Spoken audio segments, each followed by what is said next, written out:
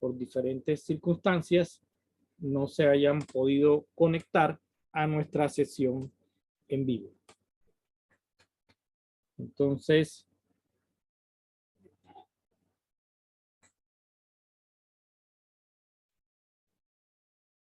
aquí mi puntero láser para ir pasando mi presentación. Entonces, esta primera presentación que vamos a trabajar, pues va a explicar un poquito algunos conceptos relacionados con lo que es máquina herramienta, con las herramientas de software que se utilizan para trabajar actualmente en esta clase de aplicaciones de fabricación. Y ya posteriormente entraremos a estudiar la estructura y la sintaxis básica de la programación con código de máquina herramienta, con código GM. Entonces voy a empezar haciendo lo que se conoce como la motivación, una introducción, digamos, al proceso, mostrando algunas herramientas comerciales, la configuración típica de una máquina herramienta. Y vamos después a entrar ya a la parte de código en sí. Entonces vamos a hablar de código G, código NC, código ISO, que es el más conocido. Hablaremos de las funciones G más importantes, funciones preparatorias, y las funciones de máquina más importantes. Entonces sería como que lo que vamos a condensar en la sesión del día de hoy.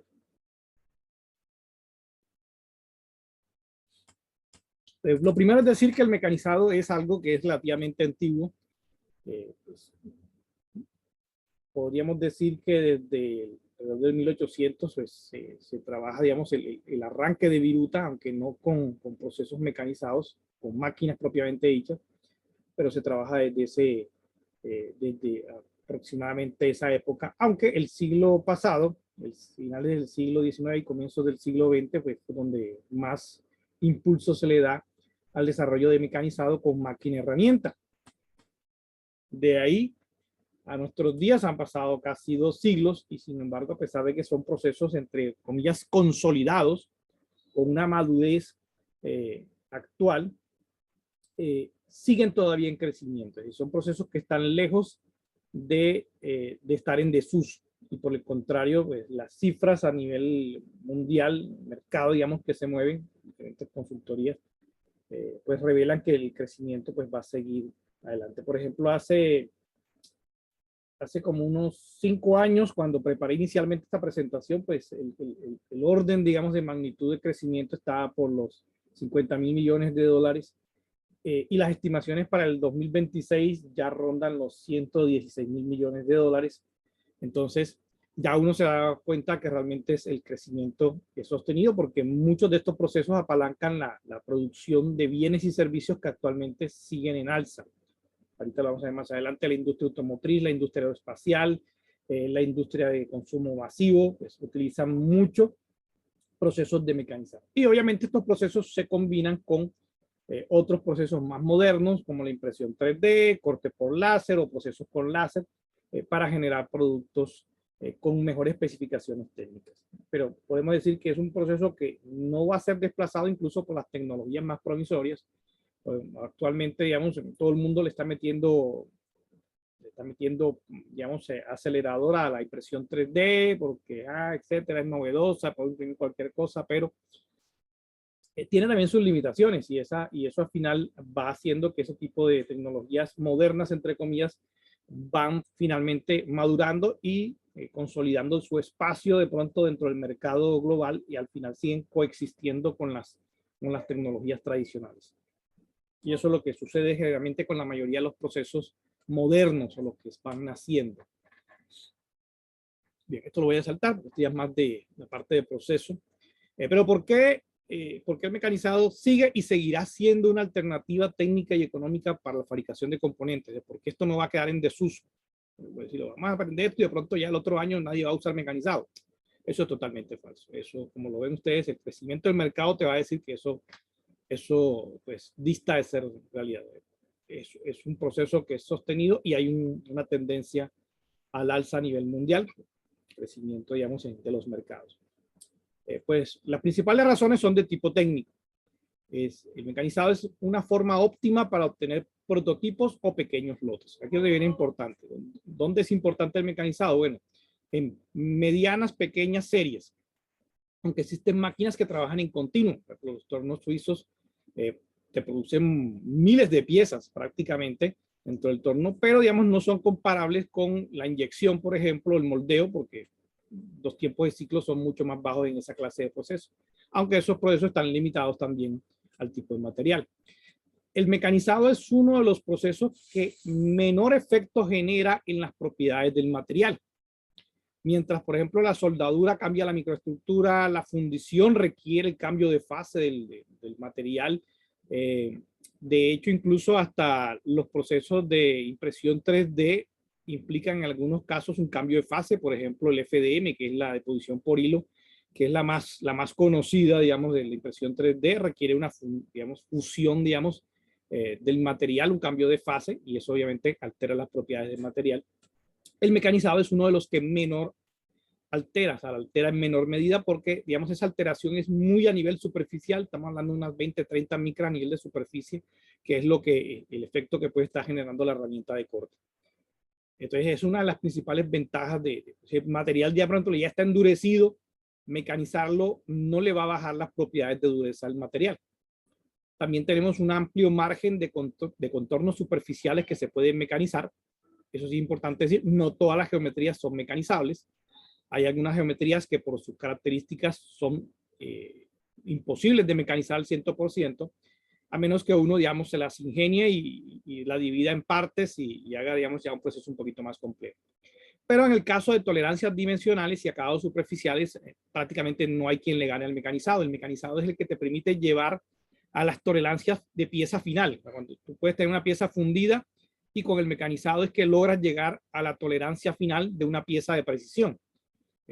Y a nivel de acabado superficial también, a través de proceso de arranque viruta, es donde tú puedes llegar a los acabados superficiales requeridos en aplicaciones especiales. Entonces se vuelve, digamos, como el último proceso que necesitas para que tu pieza quede a las dimensiones y tolerancias requeridas por tu aplicación. Y otra de las más importantes que casi siempre se olvida es que el mecanizado se puede aplicar a casi cualquier material disponible. A diferencia de muchos procesos, por ejemplo, que requieren que el material se pueda fundir o que el material tenga ciertas propiedades, el mecanizado se puede aplicar a polímeros, se puede aplicar a metales, se puede aplicar incluso a cerámicos, con las herramientas obviamente adecuadas, se puede aplicar a compuestos, a materiales compuestos, por ejemplo, se puede mecanizar, fibra de vidrio se puede mecanizar polímeros, se puede mecanizar metal, se puede mecanizar hasta cierto punto con ciertas herramientas, se pueden mecanizar los cerámicos también. Entonces, digamos, esa es una ventaja muy grande de este tipo de procesos. ¿Cómo es el tal panorama actual? Pues aquí quise rescatar el día de hoy una diapositiva. Este es un estudio del 2019, pero digamos está bastante actualizado como para que tengamos una idea de cuáles son los principales jugadores a nivel mundial y los principales factores digamos, que están impulsando el desarrollo de las tecnologías de fabricación y máquina herramienta, las restricciones y las oportunidades. Pues como se ve ahí, pues los principales impulsores son las tecnologías modernas, los modernos, los tiempos, la reducción de tiempos, costos de mano de obra y costos operacionales con tecnología CNC. Siempre una vez ya el proceso está establecido y ajustado, fabricar de esta manera pues te ahorra grandes costos en mano de obra. Prácticamente, digamos, los tiempos muertos se reducen bastante. Las restricciones principales es que haya una buena relación costo-beneficio, ¿no? Realmente este tipo de equipos o invertir, digamos, en equipos de control numérico, máquina, herramienta, tienen un costo inicial bastante elevado y entonces realmente el punto clave es poder hacer una buena elección que te permita ese costo poderlo recuperar en un tiempo relativamente corto, ¿no? La oportunidad más importante en la actualidad es la adaptación o la necesidad que hay por tecnologías de CAD/CAM en 3 dimensiones. Eso parece irónico porque de 3D estamos hablando desde hace ya varias décadas. Sin embargo, vamos a encontrar muchos talleres que todavía trabajan con planos digamos, en papel. el dibujante, digamos, lo hace con su AutoCAD, lo hace con su CAD, igual lo imprime y el operador es el que va a revisar el plano y va a trabajar con la máquina herramienta en papel. Es decir, todavía no hay una integración completa del 3D, el CAD-CAM 3D en el taller, ¿no? Obviamente no es en todos los talleres, es muy heterogéneo en este caso, a nivel mundial. Obviamente en países más avanzados, pues es mucho más fácil ver o encontrar una mayor penetración de estas herramientas de software e integración CAD-CAM. Y de pronto en nuestros países es mucho más raro encontrar un taller que tenga integrado todo esto. Por último, mencionar que los principales jugadores a nivel mundial, fabricantes, digamos, son nombres que ustedes es bueno que vayan escuchando, vayan reconociendo, y los lugares de procedencia, pues básicamente las ligas principales son Norteamérica, Europa y Asia-Pacífico. Desafortunadamente, que decirlo, nosotros en Sudamérica y en África somos resto del mundo. Es decir, realmente nosotros somos consumidores de tecnología en este campo. No producimos máquinas herramientas, no producimos herramientas, y básicamente lo que hacemos es consumirla para nuestro mercado local incluso.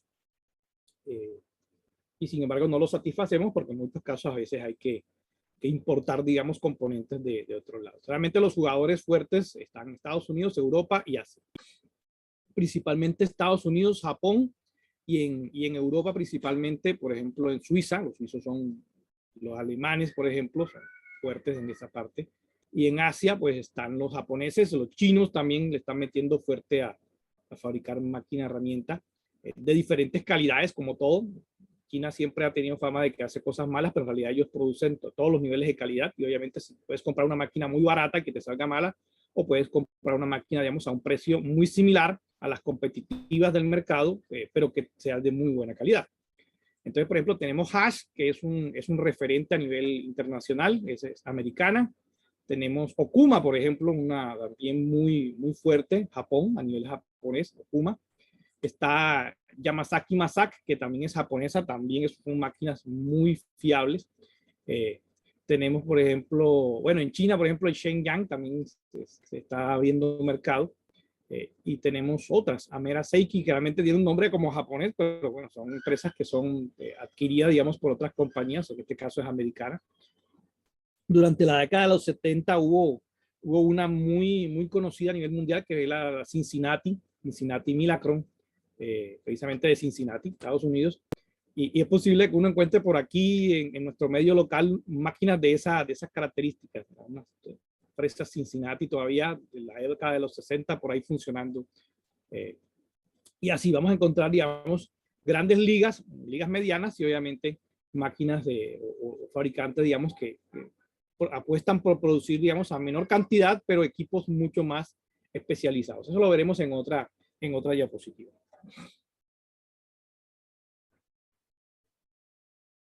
Bueno, como les mencionaba, en gran parte de los talleres todavía el procesamiento manual se sigue dando. Eso es algo que pronto no es tan fácil de adoptar.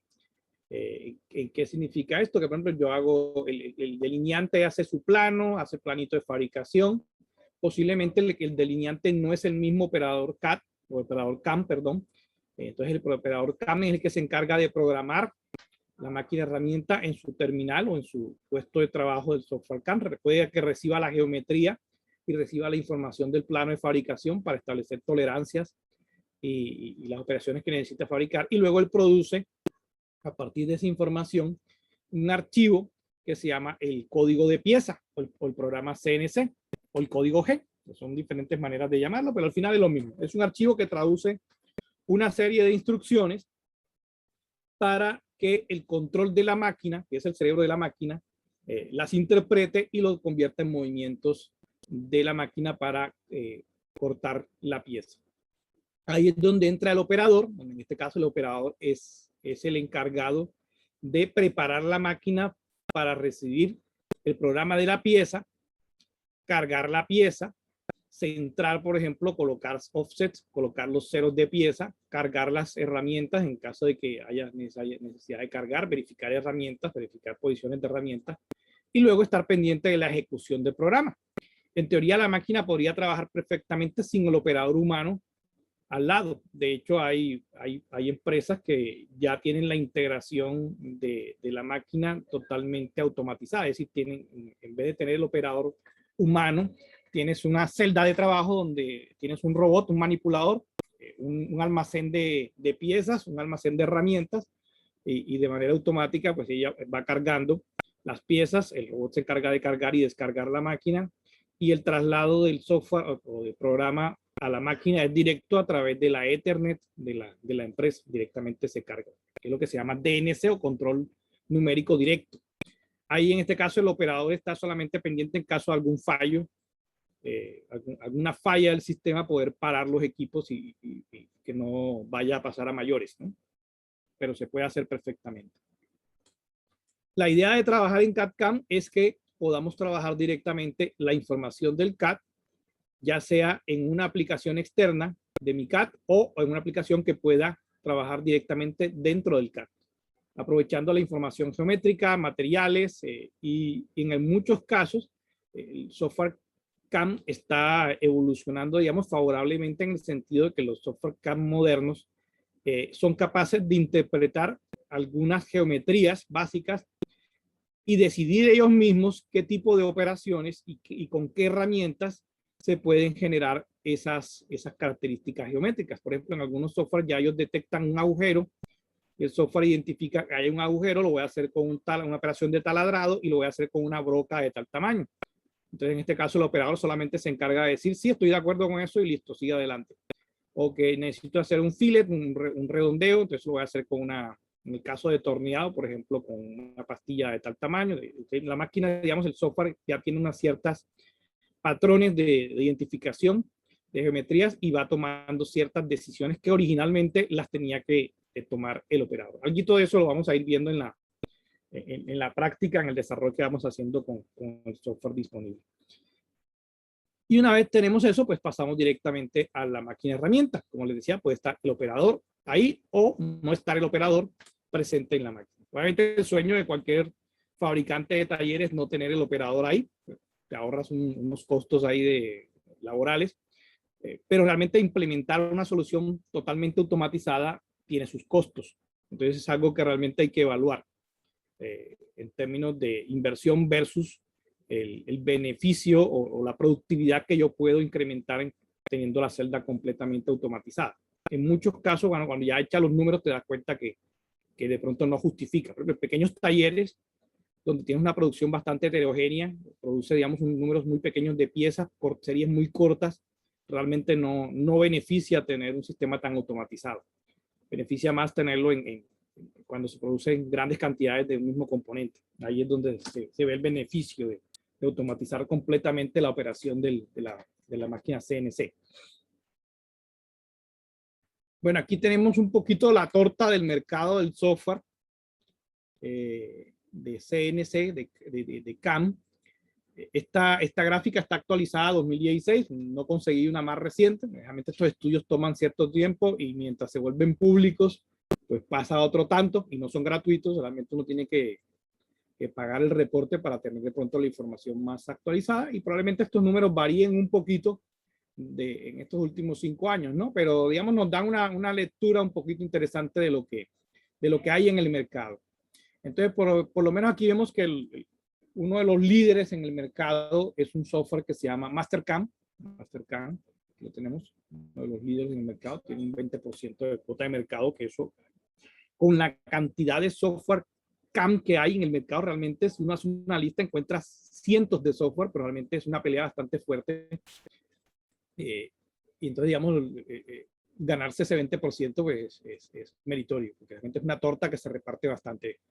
Bueno, de los que yo conozco más o menos, podría mencionarles el Mastercam, está el Delcam, que recientemente pues ahora se llama PowerMill, creo que ya le cambiaron el nombre porque lo adquirió Autodesk, pues ya le cambiaron el nombre. Está el SolidCam, nosotros usamos en la universidad SolidCam hasta hace algunos años dentro de la universidad, también tiene un buen porcentaje de aprobación. Está el CamWorks. El CamWorks es el producto que actualmente corre dentro de SolidWorks como herramienta CAM, ¿ya?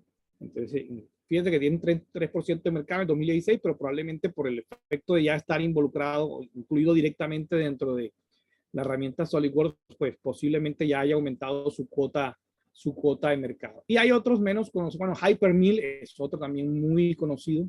Hypermill, SurfCam, SmartCam, Unigraphics también es bastante conocido. Bueno, de los que más o menos puedo mencionarles.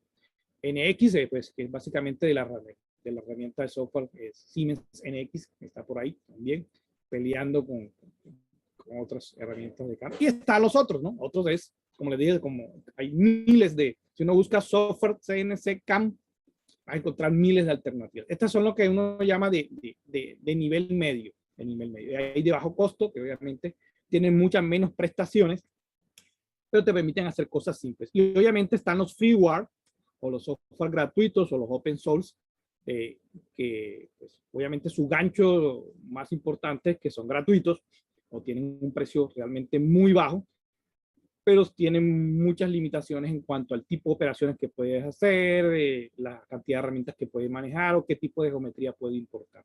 Generalmente, un software CAM de mediano a alto nivel tiene un costo bastante elevado.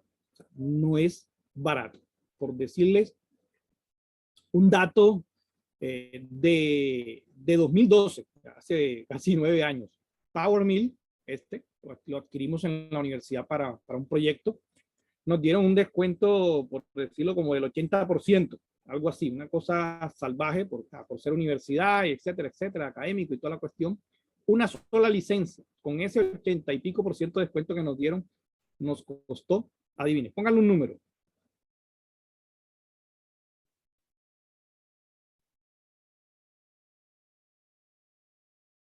Díganme ustedes un número que haya costado esa licencia con un 80 y pico % de descuento. No sé, 20 millones por poner un número. ¿Ah? 20 millones por poner un número. 25 millones de pesos aproximadamente. Bueno, casi le pegaste, Felipe. 24 millones de pesos, casi 25 millones de pesos, metiendo ya todas las arandelas, el IVA y toda la cuestión. Y hablando de un 80 y pico % de descuentos, ahí imagínate la licencia plena, más de 100 millones de pesos, perfectamente. Entonces es algo que como empresa, digamos, una empresa pequeña, no se puede dar el lujo de pagar esa cantidad de dinero, a menos que ¿por qué vale tanto? Realmente la pregunta es, ¿y eso por qué vale tanto? Vale tanto porque este es un software que tiene, digamos, una gran cantidad de herramientas y es para sacarle el jugo, para poder poner a producir la máquina herramienta, perdón, para poder producir la máquina herramienta 24/7 y sacarle la producción. Es decir, no es un software para jugar, no es un software para usarlo, digamos, una vez cada 2 meses o cada 3 meses, porque realmente no se justifica la inversión. Pero bueno, eso es un caso puntual de un software de alta gama, ¿no? Como les decía, el mercado es muy amplio y como es tan amplio, pues tenemos desde software gratuitos, open source o freeware, hasta software, digamos, de bajo costo. Entonces, todo va a depender de la cantidad de funcionalidades que yo necesito del software. Todo va a depender de eso, ¿no? Hay 2 maneras de trabajar con tu software CAM y es el software CAM puede trabajar, digamos, independiente del CAD, incluso puede trabajar en otra estación de trabajo, en otro equipo, porque realmente no necesitas realmente tantos puestos de trabajo con el software CAM, a menos que realmente tengas una empresa bastante grande, incluso en las de mediano tamaño, donde puedes tener, digamos, 8 o 10 máquinas de herramientas, tienes realmente un solo puesto con el CAM, porque el operador solamente tiene que hacer la función de programar su pieza una sola vez y listo, ya manda la máquina y una vez ya el software está, el CAM está pulido y el programa está, digamos, ya bien definido, bien ejecutado, pues ya no hay que tocarlo más y la persona simplemente se encarga de ejecutar o programar nuevas piezas. Entonces, realmente en pequeñas empresas o medianas empresas es un solo puesto de la persona que se encarga del CAM, aunque tengas 8, 10 o 20 máquinas, herramientas trabajando. Él va surtiendo todo. Entonces, en muchos casos lo que puedes tener es diferentes puestos de CAD. Hay varios delineantes o varios varias personas que están trabajando en la parte de CAD y puede que haya un solo puesto de CAD. Entonces, en esos casos, el CAM puede correr independiente y simplemente recibe la información del CAD de diseño. O puede estar embebido dentro de tu solución de CAD, como es el caso del CAMWorks, que trabaja o de SolidCAM, que trabaja directamente dentro del software CAD. Y no es el único, existen varios que trabajan con las diferentes soluciones que hay en el mercado. En el caso de los que trabajan independiente, pues una de las cosas que es importante es que tengan una gran capacidad de recibir diferentes formatos de CAD. Ahí, digamos, lo que tienes que ver en el software es que él pueda recibir e interpretar correctamente una gran cantidad de formatos, obviamente incluyendo los que tú produces, sin mayores complicaciones. Bueno, hablemos de la máquina herramienta ahora, porque realmente no haces nada teniendo el super software de CAM, el Power Mill, que te cuesta miles de dólares, si realmente no tienes una buena máquina herramienta. Entonces, realmente es una combinación de las dos cosas. De hecho, de varias cosas, porque la máquina herramienta sola, pues tampoco hace mucho si no tienes las herramientas adecuadas y si no tienes una persona que la opere de manera adecuada. Digamos, realmente es una combinación de diferentes factores donde uno de esos factores esté fallando, te tira todo el proceso. Como les decía, estos son procesos bastante antiguos, pero a comienzos del siglo pasado, siglo XIX, donde se empezó, digamos, la evolución, la revolución de la máquina herramienta, que desde esa época, digamos, no ha cambiado radicalmente en su estructura general. Obviamente ha sido dotada de más automatismos que nos han permitido, digamos, llevarla al nivel que tenemos actualmente. Pero si uno compara, se desnuda la máquina herramienta y le quita todos los elementos, pues en su base sigue siendo lo mismo. El concepto tradicional, o sea, que teníamos el siglo pasado de la máquina herramienta era una máquina pesada, un equipo estacionario, motorizado, usado para dar forma a partes de metal u otros materiales.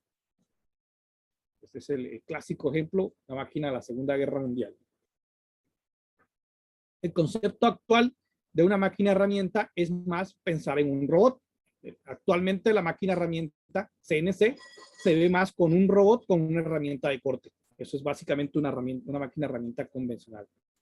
Esa es la definición actual. Un mecanismo espacial servocontrolado que guía y dirige la herramienta de corte a lo largo de una trayectoria compleja, creando una nueva forma a partir de un material básico. Entonces, esta es una máquina actual. Literalmente es un robot que puede ser un cartesiano o puede ser un robot cilíndrico, o puede ser un paralelo, pero con unas características especiales, no es cualquier robot, porque tiene que tener una gran rigidez estructural y unas propiedades dinámicas bien específicas para poder sostener la herramienta de corte y mecanizar con una precisión adecuada, es decir, para que la herramienta te genere la superficie correctamente.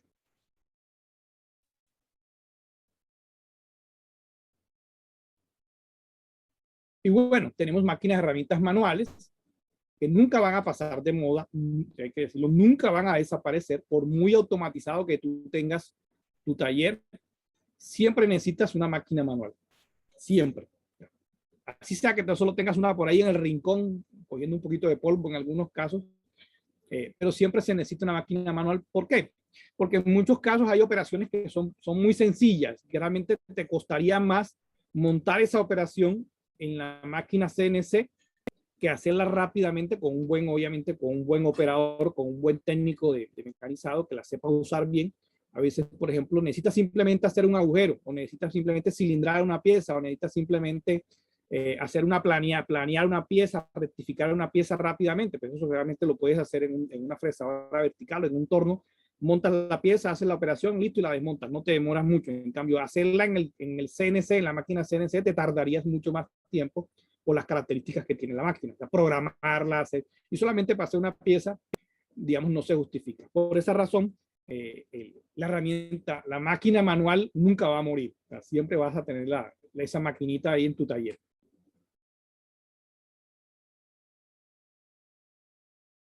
Y tenemos los equipos CNC, que en la actualidad, pues simplemente uno los ve como cajas. Realmente los equipos están cubiertos por temas de seguridad principalmente, como los movimientos son automáticos, no se puede uno dar el lujo de tener las partes móviles expuestas al operador o expuestas al público o a cualquier curioso que le quiera meter la mano, porque puede que tú veas que la máquina está quieta, pero probablemente está haciendo una parada temporal dentro del programa y repentinamente ella se puede mover y si alguien le mete la mano, pues se queda sin mano. Entonces, generalmente, todas estas máquinas tienen una protección, una cubierta completa que evita esa clase de accidentes y lo único que te permite ver es a través de una pequeña ventanita para que puedas ver la operación. Aquí tenemos dos ejemplos de lo que les mostraba, ¿no? En el caso de la máquina de la izquierda, es un torno Haas, como ven ustedes ahí, y en el caso de la derecha, es una fresadora de eje horizontal.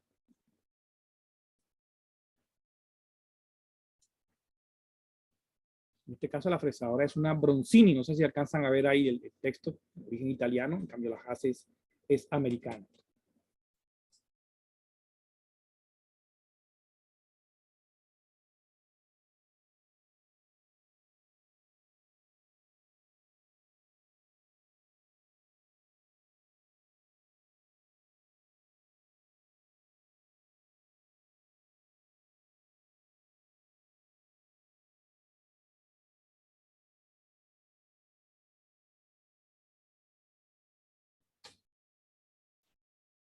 Bien, entonces eso es lo que vamos a encontrar en la actualidad en máquinas herramientas. Realmente no se puede ver mucho a menos que uno retire toda esa protección.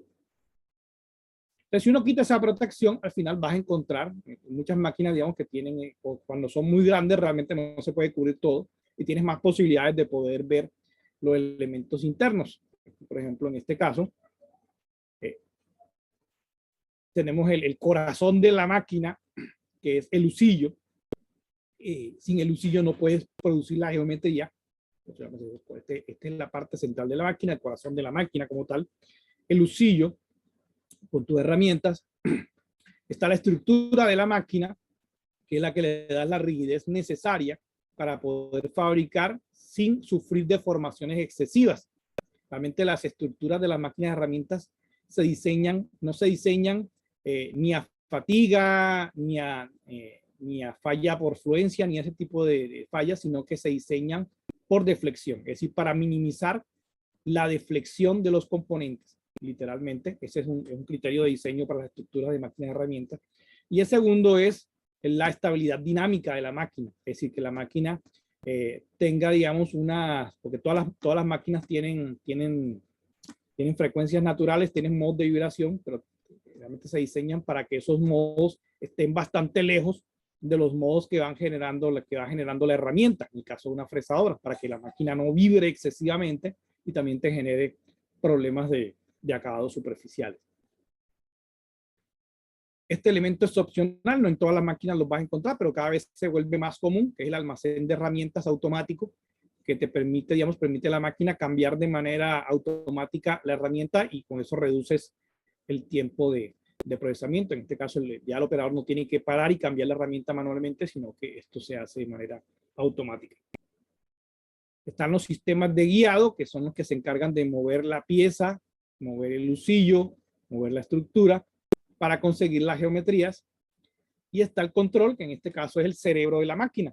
El control de la máquina es el que se encarga de hacer que la máquina ejecute todas las funciones para las cuales está diseñada. Interpreta el programa, acciona el husillo, determina la velocidad de giro del husillo, acciona los elementos adicionales, la refrigeración, cambio de herramienta, velocidades de los motores, es decir, controla todo.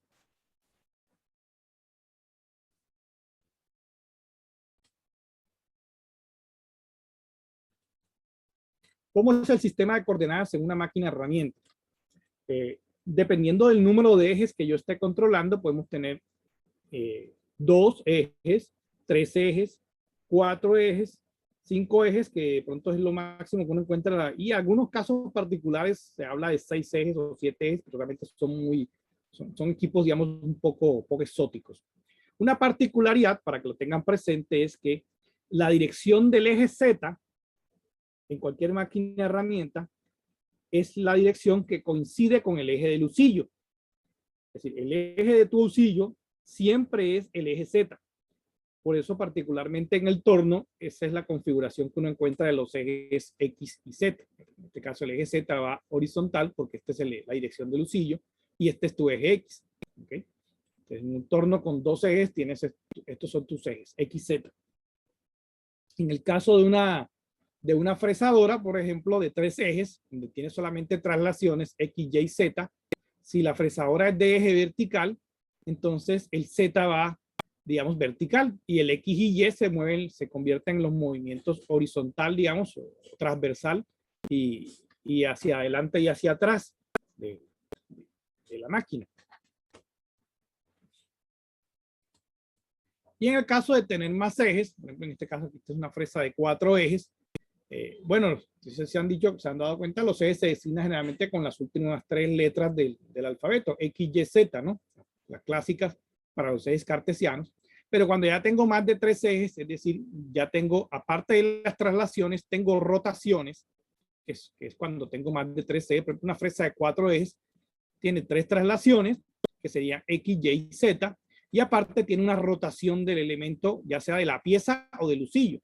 En el caso de las rotaciones se designan con las letras A, B y C para ir designando cada uno de los ejes que se pueden rotar. En muchos casos puede ser A y B, y en el caso de los tornos, como el eje, digamos, de giro del eje Z, entonces sería el C.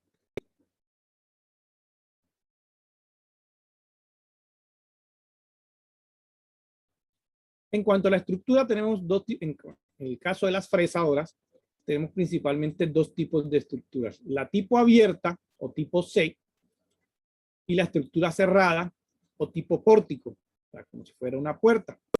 El pórtico, estructuralmente hablando, es más rígido, o sea, tiene mayor rigidez por la misma cantidad, digamos, de material que utilices para generar la estructura, debido a los dos pilares.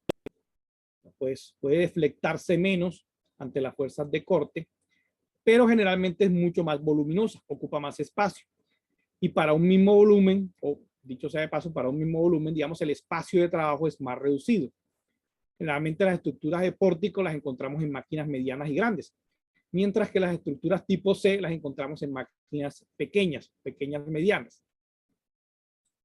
¿De qué se fabrica generalmente la estructura de la máquina? Como les he dicho, digamos, la principal característica de la estructura es que tenga una gran rigidez, que significa que las fuerzas de corte no la deformen mucho, que las deformaciones sean muy pequeñas, pero también necesita unas características dinámicas y a nivel de dilatación térmica también deben ser muy importantes. ¿Por qué? Porque el tema térmico se vuelve importante porque todos los materiales se dilatan y se contraen en función de los cambios de temperatura.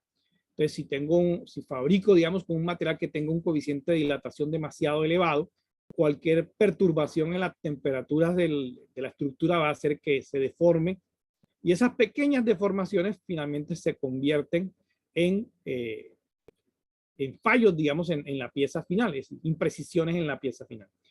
Por esa razón es que ustedes encuentran en muchos de los talleres, digamos, de buena calidad, que fabrican piezas de buena calidad, que el taller lo encuentras en aire acondicionado. No sé si ustedes han entrado a talleres, digamos, de empresas, digamos, que se dedican seriamente al tema de manufactura CNC. El taller de CNC es el único taller que tú encuentras con aire acondicionado, pero no lo hacen por los empleados, lo hacen por las máquinas. Alguno ha entrado a un taller de CNC, digamos, de mediano calidad, digamos.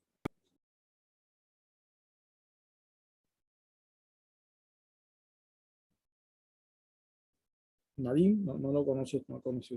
Sería interesante poder de pronto concretar a través del CEIN alguna visita, por ejemplo, a lo que anteriormente era Gecolsa, actualmente es otra empresa, que igual sigue siendo proveedor de piezas o de remanufactura de piezas para Cerrejón. Tienen un taller relativamente bueno. Entras tú al taller, ¿sí? Toda la zona operativa es a temperatura ambiente, ¿sí? 40 grados. Pero la única zona fresca donde los operadores están trabajando sabroso es las máquinas CNC, pero es precisamente por las máquinas, realmente lo hacen más por las máquinas que por los operadores. pero es para mantener, digamos, una temperatura estable de operación. Entre más precisión necesitas tener un mayor control de la temperatura de tu sitio de trabajo. Entre más estable sea la temperatura, pues garantizas una mejor precisión dimensional. De esa parte se vuelve importante. Y eso obviamente hay que combinarlo con materiales que tengan una menor dilatación térmica. En muchos casos, por ejemplo, lo típico son estructuras de acero, digamos, fundido o estructuras de acero soldado. Pero en casos muy especiales donde se necesita una precisión mucho más grande, se utiliza, por ejemplo, granito. El granito, por ejemplo, para equipos de mucha precisión de pequeño tamaño, se utiliza granito. El problema del granito es que es muy caro. Entonces hay otras alternativas que también se utilizan, resinas poliméricas, lo que se conoce como el concreto polimérico. Se utiliza también la fundición gris para este tipo de aplicaciones, que son materiales que tienen, digamos, estas propiedades.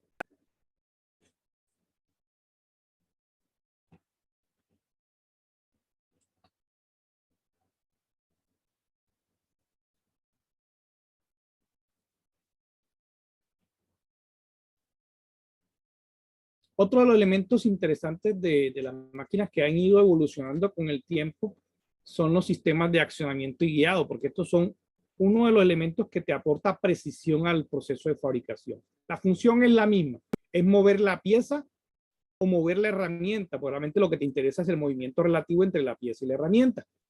Pero esto ha ido evolucionando con el tiempo. Los primeros sistemas se basaban en esto y todavía encuentras en la mayoría de las máquinas tradicionales, máquinas manuales, este sistema de película límite. Básicamente es un contacto metal-metal con una pequeña superficie, digamos, engrasada. La grasa en este caso se encarga de bajar la fricción. Muchos de estos sistemas son tipo cola de Milano, con algún pequeño ajuste ahí por temas de desgaste de fricción. Pero digamos, estos son los sistemas de menor precisión dimensional, pero son los más económicos que se producen en la actualidad.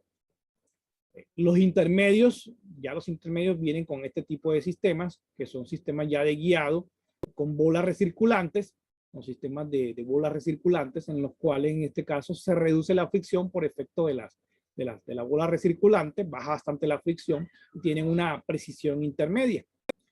Y lo más sofisticado es esto. Esto es lo más sofisticado que hay en la actualidad, que son los sistemas hidrostáticos y los aerostáticos.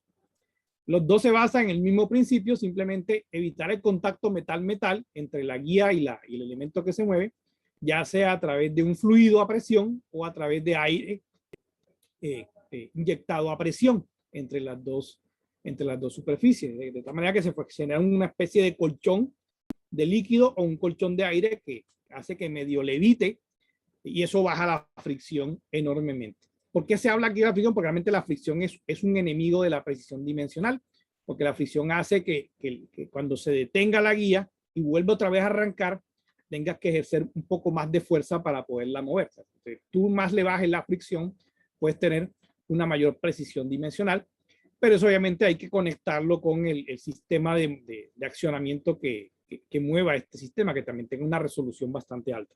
Realmente los dos van de la mano y obviamente esto va de la mano del costo del sistema. Digamos, esto va creciendo exponencialmente. Lo más barato, película límite, lo más costoso, guías hidrostáticas y los más súper costosos, guías aerostáticas. Entonces, por ejemplo, si uno ve la especificación técnica de un equipo de estos, te dice, no, esto tiene guías hidrostáticas, es caro, pero tiene mucha precisión. Como les decía, el elemento o el corazón de la máquina, el elemento que te permite el movimiento de la herramienta, es lo que se conoce como el husillo. Actualmente la tendencia es a que el husillo y el motor estén integrados en un solo paquete y prácticamente se convierte en un componente sellado con muy pocas posibilidades de mantenimiento o de reparación, digamos, propia. Si se daña el electrohusillo, se fractura, por ejemplo, uno de los cojinetes del electrohusillo, de los rodamientos, pues, muy difícilmente vas a poder conseguir localmente a alguien que te lo repare. Tienes que llevarlo a la fábrica o comprar otro, literalmente. Ese es el punto negativo del electrohusillo. Las combinaciones más antiguas serán estas, es decir, tener el motor separado y tener algún sistema de transmisión sencillo, como una correa, que es el que encuentras normalmente en las máquinas manuales, Muchas de las máquinas manuales que todavía podemos encontrar por ahí tienen este sistema motor, correa y el husillo, digamos, acoplado mecánicamente a la correa. Y en algunos casos se utilizaban diferentes tamaños de poleas para hacer, digamos, los cambios de velocidades, ¿no? Y en este caso se hacían manualmente. De ahí evoluciona al motor conectado, digamos, o acoplado al husillo a través de un acople directo. En este caso ya el motor tiene que ser un motor de velocidad variable. Y finalmente evoluciona a esto que es el electrohusillo. Generalmente esto va también en función de la velocidad de giro. Menor velocidad de giro, velocidades de giro intermedia, velocidades elevadas de giro.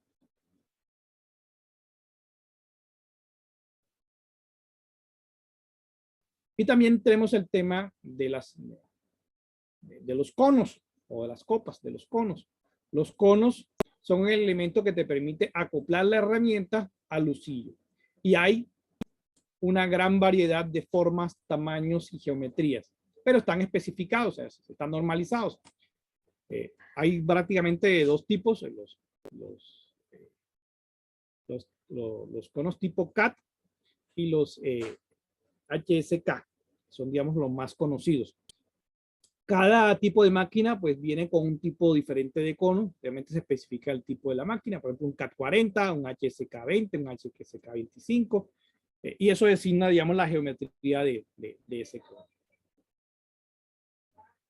Vamos a ver algunas aplicaciones, algunos ejemplos de máquina herramienta para diferentes campos de aplicación. Y tenemos, por ejemplo, las máquinas grandes, las máquinas de gran tamaño, principalmente son para aplicaciones especiales, para fabricar piezas de gran tamaño, turbinas eólicas, equipos para hidroeléctricas, ese tipo de cosas. Estos equipos realmente son empresas muy especializadas en esta clase de equipos que fabrican bajo pedido literalmente, y fabrican, digamos, un proyecto de estos puede durar años, 2 años, 3 años de fabricación, y con esto vive la empresa. Hace uno, pasan 2 años y va haciendo otro, y etcétera, etcétera. Por ejemplo, este es un torno vertical. Ya se podrán dar idea del tamaño de este tornito o el tamaño de las personas. Fácilmente esto podría tener unos 3 pisos. Esto podría ser del tamaño de un edificio, literalmente. Y aquí tenemos equipos un poco más pequeños. Esto es lo que se conoce como la aplicación de la industria automotriz, que es una de las que más utilizan mecanizado, pero el tipo de aplicación hace que las características de la máquina herramienta sean diferentes.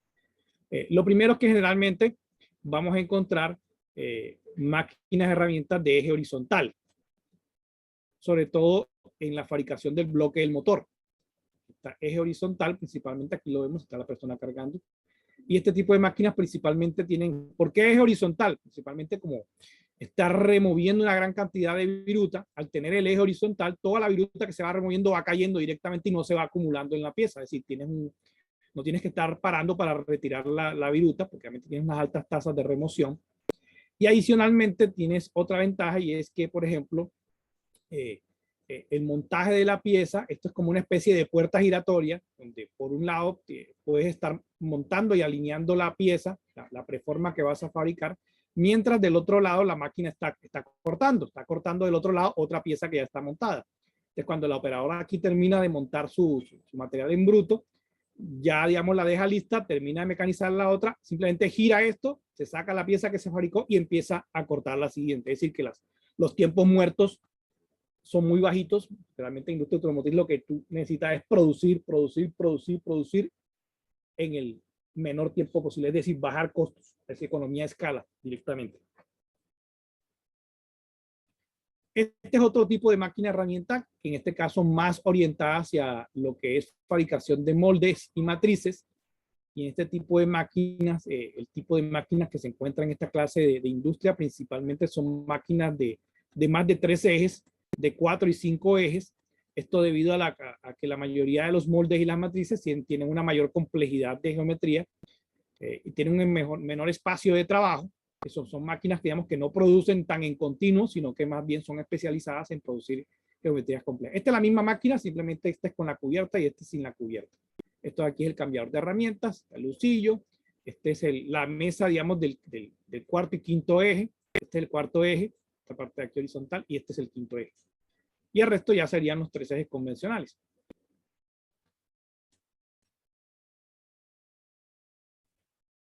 Están las máquinas estos ya son segmentos muy especializados, máquinas de ultra y micromecanizado, ultra precisión, micromecanizado, para aplicaciones ópticas, por ejemplo.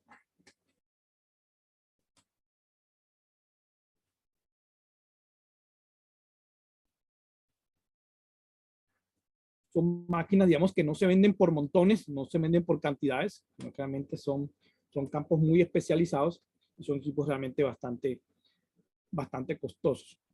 ¿Qué tenemos en la universidad? Pues básicamente en la universidad tenemos equipos, digamos, mixtos, ¿no? De propósito general, en este caso, allá abajo en el sótano, de pronto ya la han visto. Esta no es, pero se parece mucho. Es una fresadora vertical B30 Litwell, americana.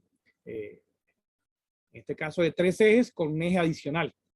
Y tiene un controlador FANUC. Aquí están las especificaciones técnicas. Generalmente cuando uno busca información técnica de un equipo, este tipo de equipos, ¿qué le interesa?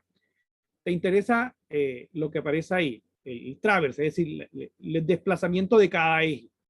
Cuánto se desplaza en X, cuánto se desplaza en Y, cuánto se desplaza en Z. Eso te da una idea, digamos, del espacio de trabajo aprovechable de la máquina. O sea, cuál es el volumen de pieza más grande que yo puedo meter para mecanizar. Y eso, digamos, porque ya eso limita la capacidad de la máquina. Si la pieza, digamos, es demasiado grande, ya no va a caber. Otra característica que a veces se da, ya en más detalle, es la capacidad de carga de la mesa de la máquina. Por si yo quiero colocar piezas demasiado pesadas, no vayan a afectar la integridad de la máquina. También interesan, digamos, el tema de las velocidades de usillo. En este caso, este es la máxima velocidad de usillo de esta máquina, 6.000 RPM. Y eso limita o te define, digamos, el tamaño de las herramientas a utilizar y hasta qué nivel de operaciones puedo fabricar y cuál sería la productividad de esta máquina en algunas operaciones específicas. Este es el tipo de cono que utilizan, en este caso BT40. El controlador también es importante, en este caso es un FANUC. Y en este caso tiene un cambiador de herramientas automático, un ATC, de 20 estaciones o 20 posiciones. O sea que puedo meter 20 herramientas ahí, ya tenerlas previamente cargadas y la máquina puede irlas cambiando automáticamente en el programa de corte.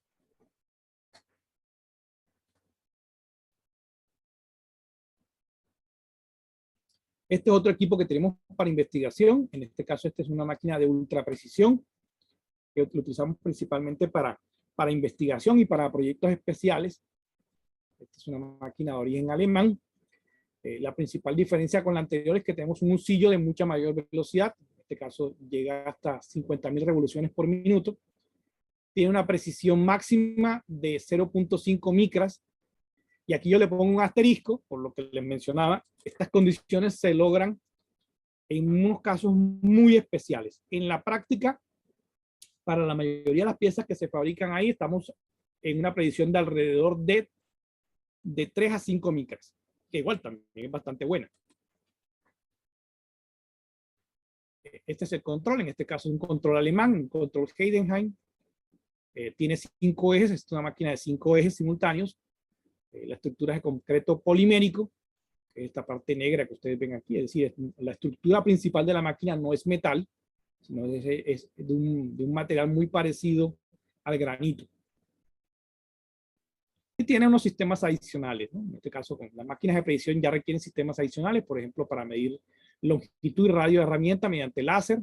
Tiene un sistema de enfriamiento líquido para todo lo que es el usillo, todo lo que genera calor, tiene su propio sistema de enfriamiento para mantener estable la temperatura del sistema. Y esta máquina requiere unas condiciones ambientales de operación especiales, unas condiciones de estabilidad, digamos, de temperatura y humedad relativa y vibracionales a nivel del piso. Porque a veces el tema del taller es, cuando tienes un taller de precisión, no puedes estar en una zona de la fábrica o en una zona, digamos, de donde estés trabajando donde haya demasiada vibración. Imagínate que estés trabajando y haya equipo pesado pasando por esa zona.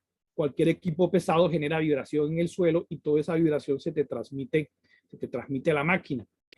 En esos casos, si no puedes mover tu taller, te toca meterle otro poquito más de platica y colocar, digamos, unas fundaciones especiales en el piso que tengan un aislamiento vibratorio. Obviamente eso cuesta más.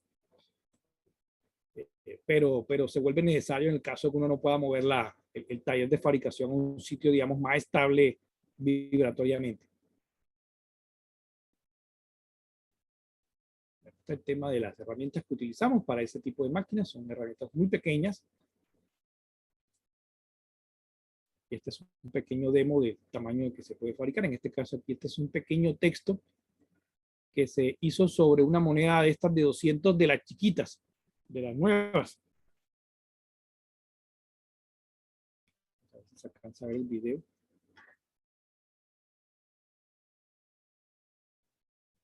El láser no me deja.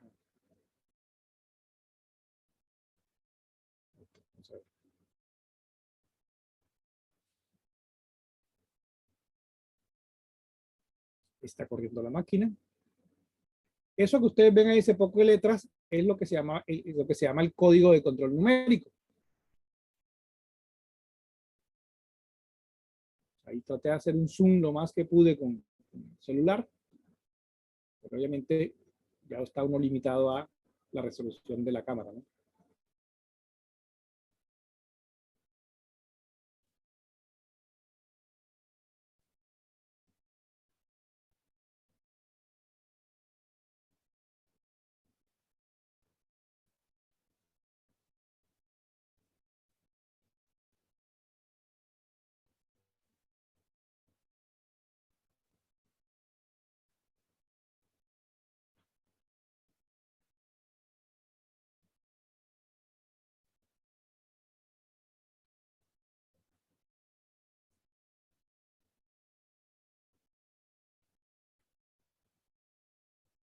Una de los avances del control numérico es que generalmente los programas de control numérico para hacer geometrías, en la medida que la geometría sea más compleja, el programa se vuelve más largo.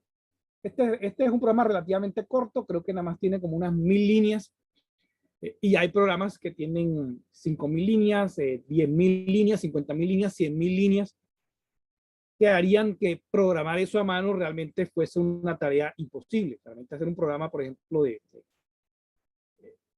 recordando un poquito, el programa más largo que yo he podido hacer en CAM tiene aproximadamente como 500.000 de líneas. Y eso realmente hacerlo a mano es inviable.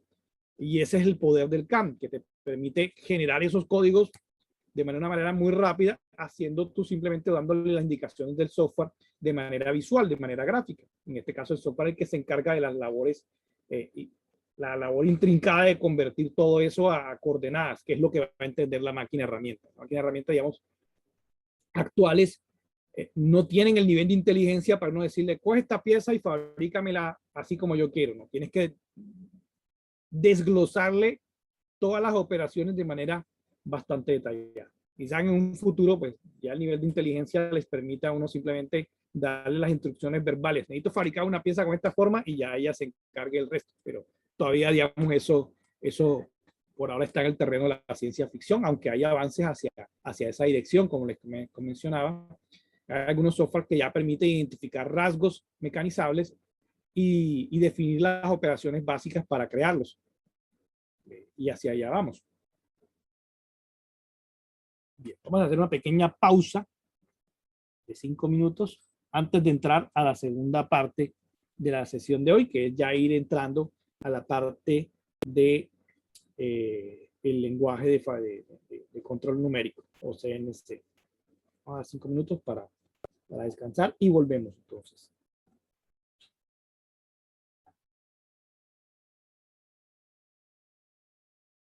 Bien, ya estamos de vuelta en nuestra sesión de hoy.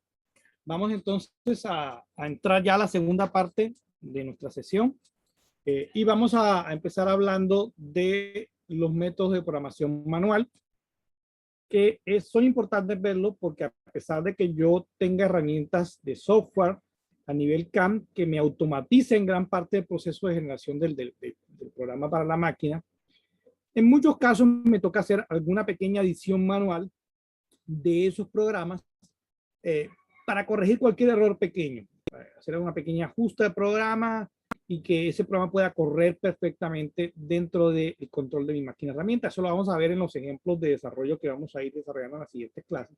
Va a darse cuenta que el proceso de generación de programa no es perfecto, no está exento de pequeños errores que generalmente se corrigen manualmente. Entonces, por eso hay que tener un cierto conocimiento del código para poder saber qué es lo que tengo que corregir, cómo puedo editar, cómo puedo resolver fácilmente sin tener que regresarme otra vez al campo.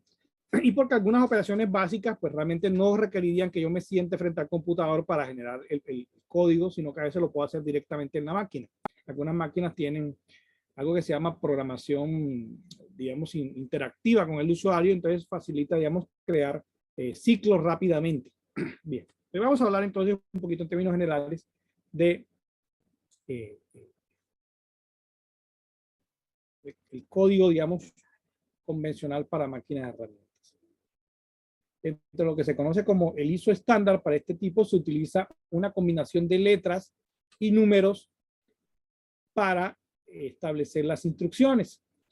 Las letras hacen referencia, digamos, a ciertos tipos de instrucciones y los números se interpretan en función de la letra que se vaya, que esté asignada. Por ejemplo, por poner un ejemplo aquí rápido, aquí prácticamente está todo el alfabeto. X, Y, Z, ya lo hemos visto, son las coordenadas principales cuando yo estoy especificando un movimiento de la herramienta. En el caso de A, B y C, se especifican para los movimientos de rotación en el caso de que tengas cuarto y quinto eje. Las funciones preparatorias, en este caso, se designan con la letra G. Entonces, el número que acompaña a la letra G va a especificar el tipo de función preparatoria que estés usando. Las funciones de máquina o funciones misceláneas se especifican con la letra M y es quizá estas las dos letras que más se encuentran en el código estandarizo, GM. Porque por eso por algo se llama, digamos, código G o código GM, porque son las letras más comunes que vamos a encontrar. Pero encontramos prácticamente todas y cada una tiene un significado diferente. F, por ejemplo, se utiliza para el avance. N se utiliza nuevamente para numerar para colocar los números de línea. S para la velocidad del usillo. T es para, en este caso, se interpreta de manera diferente en función del controlador. Y ahí es donde vamos a ver y donde se pone un poco la cosa complicada cuando trabaja uno en código GM, porque está el ISO, el estándar ISO, que tiene como unos códigos comunes, pero cada fabricante de controladores, a cada empresa que fabrica sus controladores, Fanuc, Mazak, todas las que hay cientos de empresas que hacen controladores para máquinas de herramienta en el mercado, hacen sus propias variaciones de ese código ISO estándar. Es decir, ellas comparten generalmente, digamos, las principales funciones son comunes para todos, pero ya hay funciones de pronto especiales para ciertos controles que se interpretan diferente en otros controles. Entonces ya eso vuelve un poco complicado el proceso de escribir un programa de control numérico que lo lea cualquier máquina.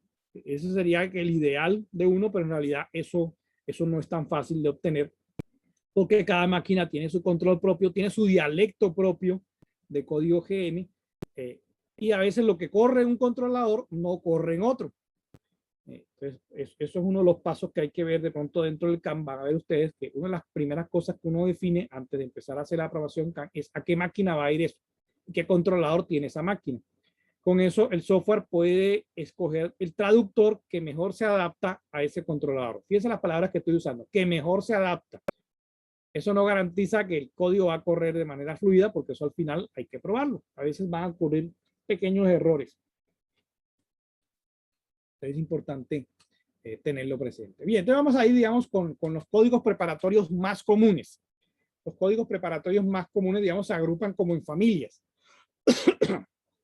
Entonces tenemos la familia de estos primeros tres, G0, G1, G2, G3, que son la familia de movimientos, tipos de movimientos que se le puede dar a la máquina.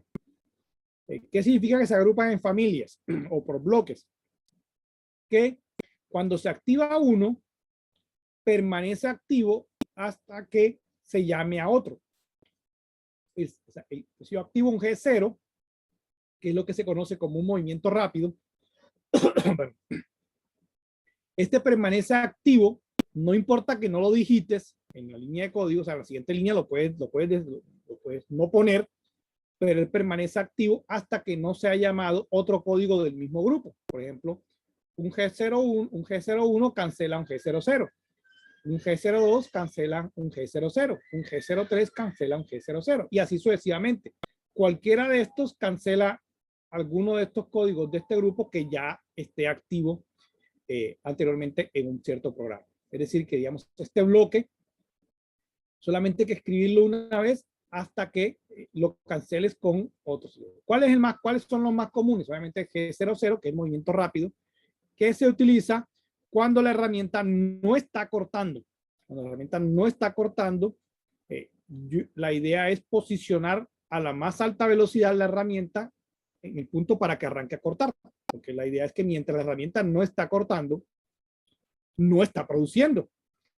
Y si no está produciendo todo ese tiempo en que la herramienta está sin hacer nada, estoy perdiendo plata. Entonces, por eso está la función del movimiento rápido. Es decir, los movimientos en el aire de la herramienta, la idea es que tratar de reducirlos al mínimo. No pueden ser cero, porque físicamente es imposible, pero se tratan siempre de reducir al máximo. Ya los que siguen, G01, G02, G03, son lo que se llaman las interpolaciones. Las interpolaciones, estas son las más comunes que vas a encontrar en cualquier control numérico. Son aplicables esas tres. Lo que llamamos interpolación lineal, en este caso, ya la vamos a explicar ya un poquito más a detalle con los siguientes ejemplos, pero simplemente decirle a la máquina que se mueva en línea recta de un punto a otro. Y las interpolaciones circulares, en este caso circular horario y circular antihorario. En este caso la herramienta va a seguir una trayectoria circular hasta el punto donde yo le especifique, con el radio que yo le especifique o con el centro que yo le especifique. Hay otros tipos de interpolaciones un poco más sofisticadas. Por ejemplo, existe la interpolación spline también. O sea, uno puede hacer interpolación spline o interpolación Bézier o interpolación con esas montón de curvas que vimos al comienzo del curso, pero no son comunes para todos los controles. O sea, todos los controles no soportan interpolación de tipo spline. Entonces, por eso hay que tener mucho cuidado cuando uno vaya a querer hacer interpolación de tipo spline. ¿Qué es lo que hace el CAM normalmente para generar una superficie compleja? Pues lo que hace simplemente es despedazar esa superficie y convertirla en un montón de interpolaciones lineales muy pequeñas. Entonces, digamos, lo que originalmente es una curva, el software CAM lo que al final lo convierte es un montón de tramos rectos muy pequeñitos. Y para que esa curva sea lo más suave, entre más pequeños los tramos, voy acercándome más, digamos, a la geometría real, pero eso impacta en el tamaño del programa. El programa se va a volver mucho más largo porque digamos, cada lineecita va a ser muy cortica y eso va a generar programas muy largos. Entonces, cuando tú veas una pieza que tenga mucha curva, mucha superficie, ya imagina de que te vas a tener un programa larguísimo. Si la pieza de pronto tiene geometrías más rectas, más cuadradas, más rectangulares, es posible que tengas un programa mucho más corto. Esto es una parada, un tiempo de espera. En algunos casos uno puede meter un tiempo de espera, el programa se detenga ahí, esperando de pronto que el operador haga algo, revise algo, y luego le dé cycle start para que siga la máquina. Esos son los más comunes. Esto me lo voy a saltar porque, bueno, realmente estos son los cambios de plano cuando se trabaja. En algunas operaciones yo tengo que definir en qué plano de trabajo, por ejemplo, en el caso de las interpolaciones circulares, yo tengo que definir en qué plano voy a trabajar. En otras no es necesaria, por ejemplo, en una interpolación lineal no es necesario definir un plano de trabajo, se puede hacer tridimensional. Estos son para cortar roscas, tampoco lo vamos a ver tan a detalle. Este es otro bloque, que es el bloque de compensación de radio de la herramienta. También vamos a ver ese tema más adelante. Que simplemente lo que va a tener efecto es el diámetro de la herramienta, digamos, como le digo al programa que tenga en cuenta el diámetro de la herramienta dentro de el funcionamiento de la máquina. Y hay más códigos que hay muchos. Uno mira el manual del controlador y encuentra cientos.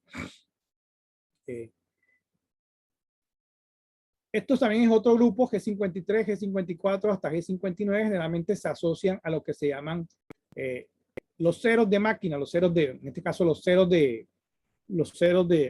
pieza.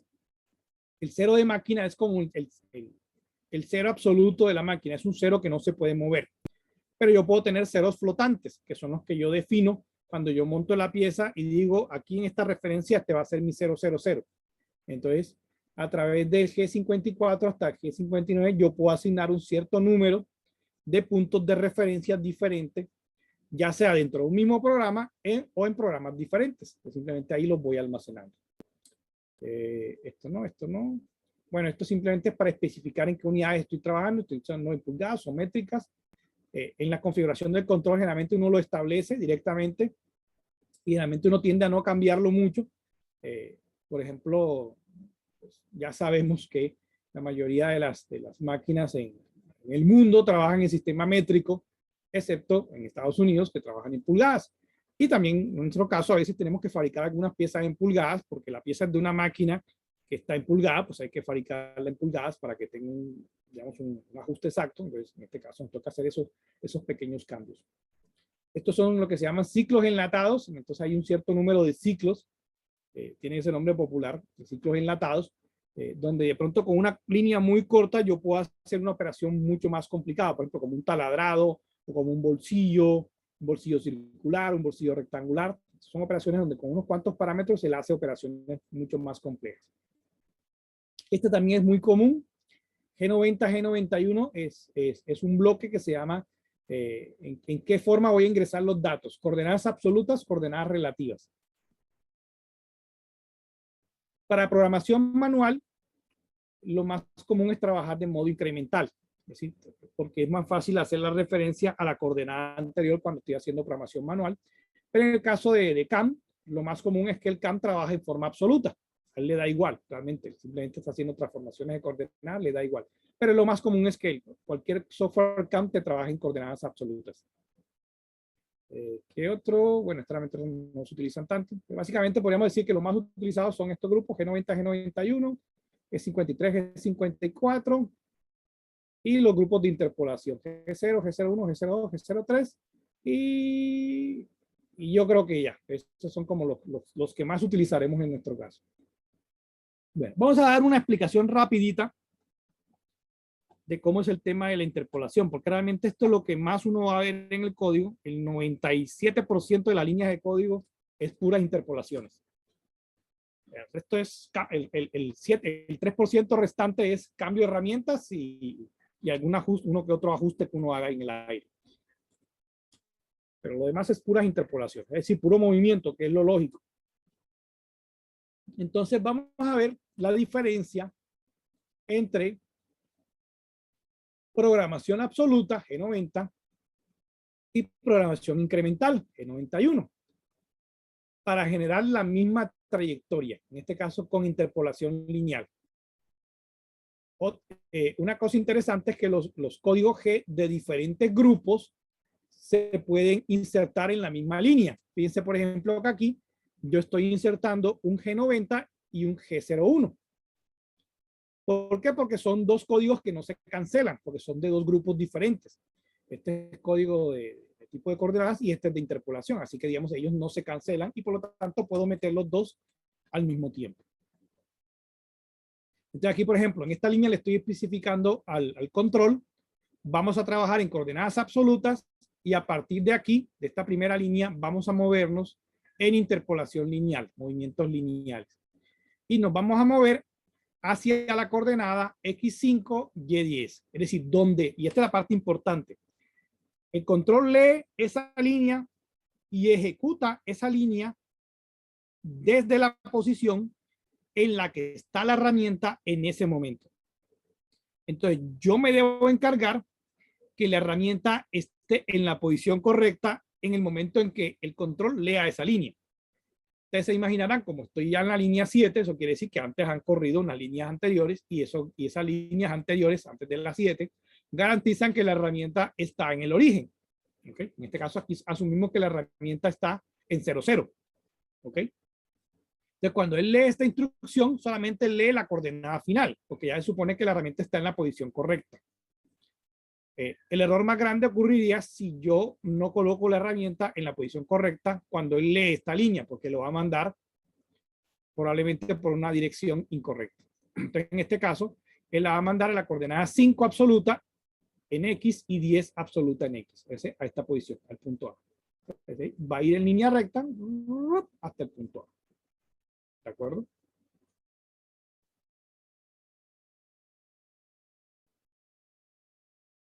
La siguiente línea, que es la línea 8, diría, bueno, ahora te vas a ir, fíjate, ya no tengo que ponerle G90, G01, es decir, estas funciones son persistentes. Aunque yo no la ponga aquí en la siguiente línea, él va a seguir manteniendo el G90 y el G01. Esto se hace finalmente, o sea, la finalidad de esto es que la persona cuando está escribiendo a mano, pues no tenga que estar repitiéndolo a cada rato, ¿ya? Y la escritura, digamos, sea más fácil, porque hay que pensar que esto originalmente se diseñó para ser escrito a mano. Entonces, el siguiente punto va a ir a la coordenada X25, Y15. X25, Y15, estamos en coordenada absoluta. Entonces, él se va a ir en línea recta de A hasta B a una cierta velocidad. Bueno, aquí en detalle es que, por ejemplo, en este código no está especificada la velocidad a la que él se va a mover, que es lo que se llama el avance. El avance se define con la letra F. Probablemente es porque en este ejemplo, digamos, las líneas anteriores ya tenían un avance establecido. Entonces, como las funciones son persistentes, una vez ya yo definir el avance por acá arriba, él mantiene el avance hasta que yo lo vuelva a definir con otro código F. Si no está definido el avance, y si por ejemplo esta fuese la primera línea del código, yo le voy a decir, te vas a mover con interpolación lineal así, y no le doy avance, el controlador puede que me arroje un error, me diga, hey, no me estás especificando avance, yo no sé a qué velocidad voy a ir, entonces me saca un error. ¿Listo? De aquí vamos hasta el punto B, y luego del punto B al punto C, él simplemente va a leer, bueno, ahora desplázate a las coordenadas 35,5, 35,5 en absoluto, y baja a la misma velocidad, en línea recta. Y en línea recta. ¿Ok? Eso es programación absoluta. En programación incremental, cada nuevo punto donde vaya la herramienta se vuelve como el cero, se vuelve el cero. Entonces, digamos, cada coordenada se va a poner como si ya en el punto anterior yo estoy en el cero. ¿Ok? Entonces, por ejemplo, en este caso, fíjate que la primera línea se leería igual, igualita. X5, Y10, X5, Y10, porque de hecho estás partiendo del cero. ¿Ok? Esa primera línea se lee igual en absoluta que incremental. Pero ya la siguiente línea, cuando ya estoy aquí en A, ya lo que le voy a decir, como él permanece con incrementales, ahora te vas a desplazar 20 en X y 5 en Y. Ya esto es incremental. Piensa que para programación uno a mano es más fácil pensar en incremental, ¿no? Y luego aquí le estoy diciendo, bueno, a partir del punto en el que estás, te vas a desplazar 10 a la derecha y menos 10 hacia abajo. Te desplazas hacia abajo y hacia la derecha. Y llegas hasta así. El efecto es el mismo. En la práctica, el efecto, aunque el código se vea diferente, pero el efecto es el mismo. ¿Vale? No sé si tienen alguna pregunta aquí, en esta parte. Profe, o sea, como tal. Ah, no, perdón, me olvidaron. Yo iba a decirle que si antes del código se tendría que inicializar con G90, pero ya lo vi al lado del N007 ya. Sí, es decir, sí, para la primera instrucción, generalmente cuando yo arranco un programa, la primera línea define todas esas cosas. Por ejemplo, define G90, define, digamos, si va a trabajar en milímetros. Es decir, hay unos códigos iniciales que solamente hay que llamarlos esa primera vez. Una vez ya lo llamaste, ya te olvidas de él porque él permanece. Él permanece.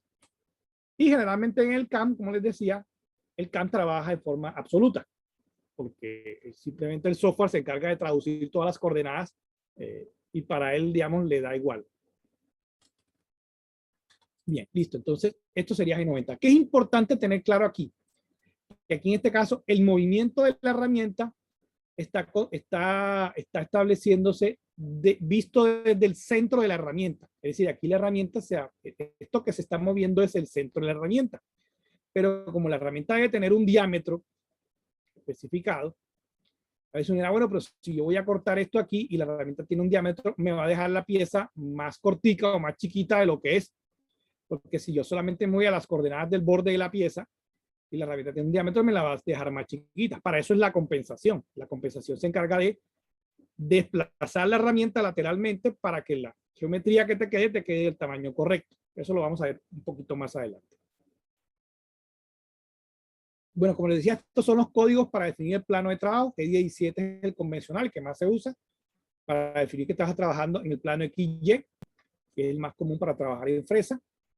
Pero en algunos casos especiales, por ejemplo, yo necesito hacer geometrías en otras direcciones, pues puedo escoger el plano en otra ubicación.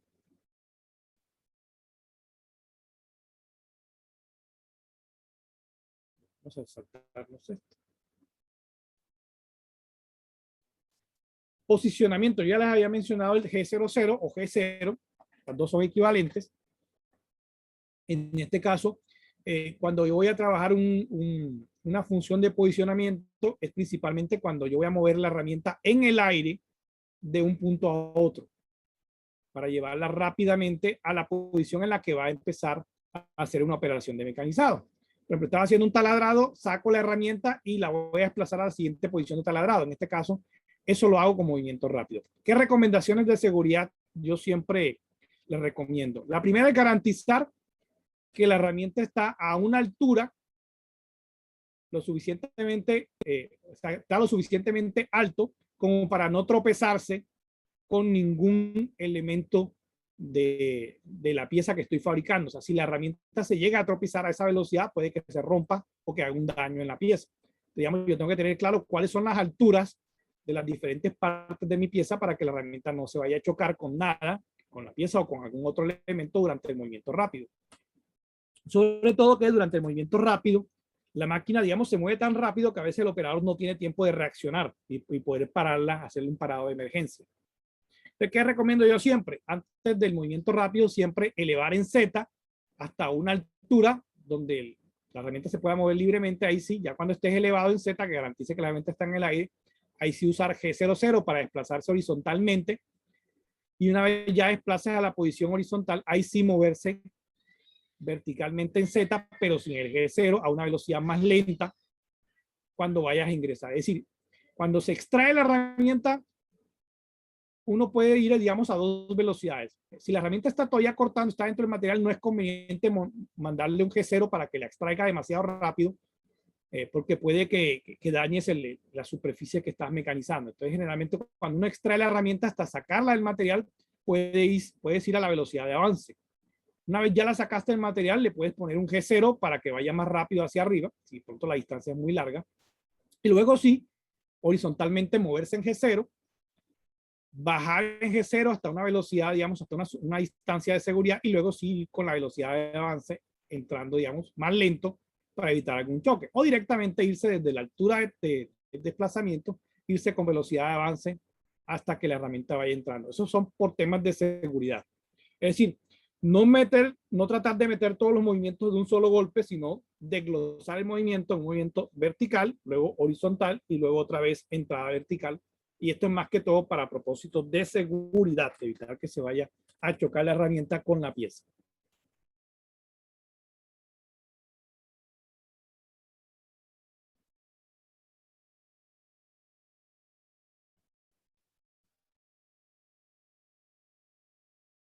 Este es otro ejemplo, de población lineal, función G01.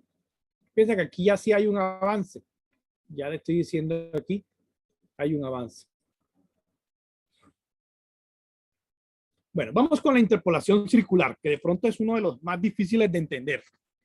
La interpolación lineal, yo creo que eso no tiene misterio. En este caso, la circular se usa no con tanta frecuencia como la lineal, pero se utiliza. Vas a encontrar mucho código que tiene interpolación lineal.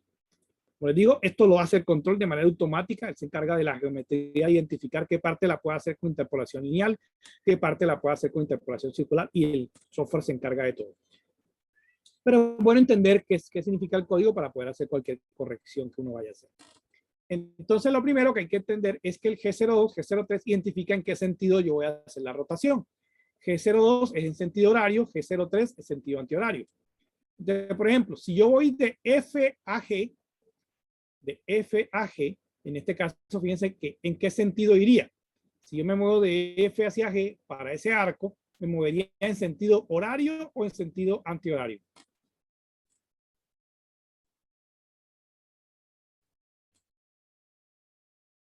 Horario. Horario, correcto. Por eso fíjense que aquí se coloca un G02. Entonces, para la interpolación circular, yo necesito suministrar más información al controlador para que él pueda calcular el arco circular. Primero tengo que decir en qué sentido se va a mover. En este caso le estoy diciendo se mueve en sentido horario. Después le especifico con el X y el Y, le especifico las coordenadas del punto final. En este caso sería el punto G. Fíjense que aquí se las estoy dando con coordenadas absolutas. Es coordenada en X65, en Y60. ¿Ok? Pero la información no estaría completa si yo no le especifico a él el radio del arco. Y en este caso, el radio del arco se especifica generalmente, aunque también se puede especificar con el radio, pero generalmente se especifica utilizando las coordenadas del centro del arco, las coordenadas del centro del arco. En este caso aquí se especifica I35, J-10. Fíjense, lo interesante aquí es que las coordenadas del centro del arco se especifican de manera incremental. Especifican de manera incremental, independiente de que aquí yo esté especificando las coordenadas del punto final de manera absoluta. Fíjense que aquí le está diciendo I35, J-10. El I y el J corresponden a las coordenadas del centro del arco. ¿Y por qué? ¿Cómo lo entendemos así? Fíjense, 35 sería que de aquí hasta aquí, desde donde yo estoy, que es F, hasta acá hay 35, 50 menos 15 en X. Este es el centro del arco. Y en Y, en este caso, fíjense, está por debajo un menos 10, que sería 30 menos 20, que es menos 10. Estas coordenadas están especificando en relativo. ¿Ok? Mientras que el punto final lo estoy especificando en absoluto porque antes de esto hay un G90. Y finalmente tengo que indicarle a él a qué avance va moviéndose la herramienta con respecto a la pieza. En este caso, F250. Dependiendo de las unidades que esté trabajando, en este caso estas unidades son milímetros, correspondería a milímetros por minuto. Esa es la velocidad que normalmente trabajan los controladores en métrico. Métrico base en milímetros por minuto de avance. ¿Okay? En el caso de que fuese un controlador estuviera en pulgadas, serían pulgadas por minuto. Si el movimiento iría al contrario, si en vez de ir de F a G, ahora voy a ir al revés, de G a F. Fíjense cómo cambia. En este caso le doy las coordenadas del punto final en absoluto. Estoy trabajando con G90. Estoy aquí en G y me voy a mover. Pero ahora como me voy a mover para el otro lado, ahora me muevo en sentido antihorario. Por eso cambio ahora a G03. Me voy a ir hasta el punto 15, 30. En coordenadas absolutas. Y las coordenadas del centro de ese arco, que es el mismo centro del anterior, pero como las especifico en coordenadas relativas, ahora le digo, pero el centro está a menos 15 en X del punto G y a menos 40 en Y del punto G. Recuerda que este es 60 y este es 20. La distancia vertical sería menos 40. Menos 15 menos 40 y voy a un F de 250. ¿Se entendió?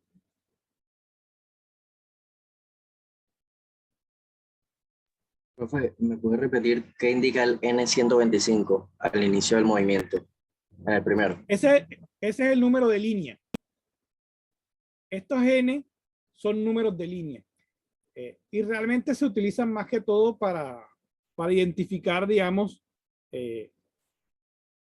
¿cómo lo podríamos decir? Para identificar cómo va el control, simplemente va especificando los avances, o a veces cuando yo tengo que dar un salto, hay algunas instrucciones que hacen salto, entonces yo especifico en qué número de línea va a hacer ese salto. Más que todo es para eso.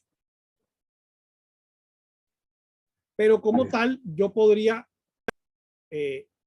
obviar los números de línea en mi programa. O sea, para el control, digamos, es transparente hasta cierta medida porque esto no especifica ninguna función, sino simplemente el número de línea en el que estoy, nada más. ¿De acuerdo? Realmente la instrucción de movimiento empieza a partir de aquí. Entonces esto es muy importante porque, por ejemplo, si yo cambio este G02, imagínense que yo esta instrucción la hago igualita, pero en vez de poner aquí este G02, pongo un G03. ¿cómo se movería la herramienta en este caso? No cambio nada de lo que está aquí, pero simplemente cambio este G02 y en vez de G02 pongo un G03. ¿Cómo se movería la herramienta? Ella va a llegar al punto G, lo va a hacer en un arco circular con este centro, porque le identifica el centro, pero ahora lo va a hacer en un arco que vaya en sentido antihorario. O sea que él va a coger el arco por el otro lado, se va a ir por acá y va a dar la vuelta por el otro lado, que es el, digamos, coge el arco complementario. Obviamente, si lo hago así y esa no era la pieza, hay desastre total, ¿verdad? Daño la pieza. Porque ese no era el movimiento que yo quería. Ese es el cuidado que hay que tener con la interpolación circular. Afortunadamente para nosotros, antes de cortar cualquier pieza, siempre tenemos a la mano los simuladores. El simulador pues me permite ver cómo correría el control esa pieza y me permite, digamos, detectar esos errores gruesos, digamos, dentro del código. Un error como ese en la simulación sale enseguida, corté la pieza en la de sentido contrario y obviamente lo corrige antes de mandar la pieza a cortar de manera real, ¿no? Te ahorras, digamos, ese gasto.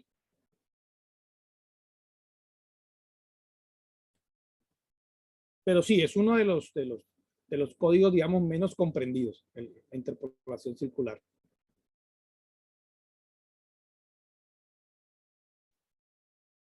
Esta interpolación circular, por ejemplo, como la interpolación circular es una operación plana, yo tengo que especificar el plano en el que se va a hacer si el plano no es el XY. Si es el XY es el que está por defecto, pero si no es, me toca usar un código G17, G18, G19 para especificar cuál es el plano. Por ejemplo, si voy a hacer el movimiento en este caso en XZ, o sea, para que él haga esta lomita, es una interpolación circular, pero en este caso ya es en el plano XZ, entonces aquí utilizo un G18 para que él entienda, digamos, en qué plano va a trabajar. No es muy común esto. Bueno, nos quedan 15 minutos, pero pronto no alcanzamos a terminar esta parte, pero vamos a hablar ahora un poquito sobre las funciones M, o los códigos misceláneos o códigos de máquina, que también se le conoce de esa manera, como códigos de máquina o funciones misceláneas. Las funciones M o los códigos M no generan movimiento. Un código M no te genera movimiento, al contrario de los códigos G. El código G te genera movimiento. Un código G generalmente no va solo. Un código G siempre tiene que ir con alguna coordenada o alguna acción de movimiento de la máquina.